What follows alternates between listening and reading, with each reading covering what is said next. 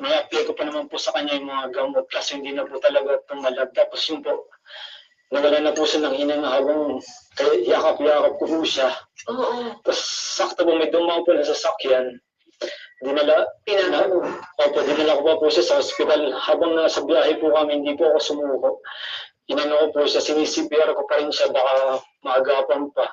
Kaso pagdating po sa ospital, talagang DOA po siya. DOA. Opo. Dead on arrival. Yes po dito. Sa ospital.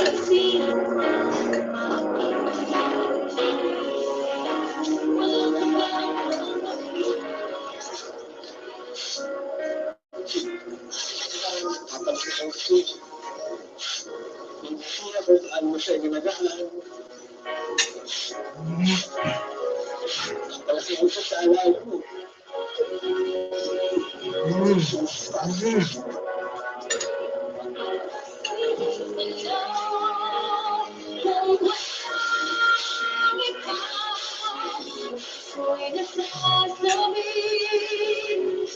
Wala na sa TV mo.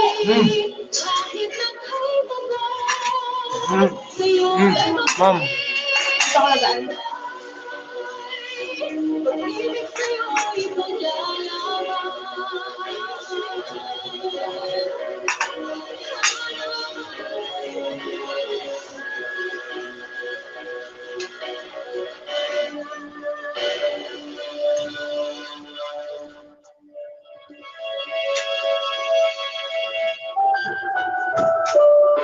Ma'am.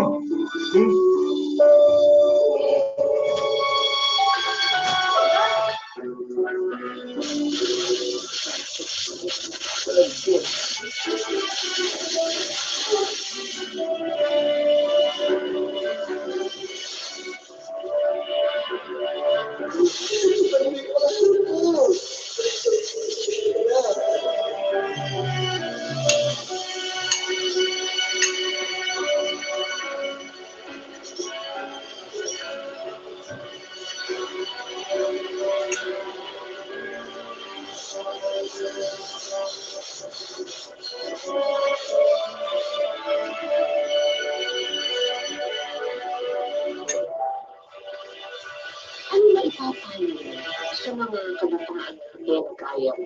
Ang may papayo ko po sa mga kabataan katulad ko po, wala pong ginagawa ng Diyos na pagsubok na hindi natin kakayanin po.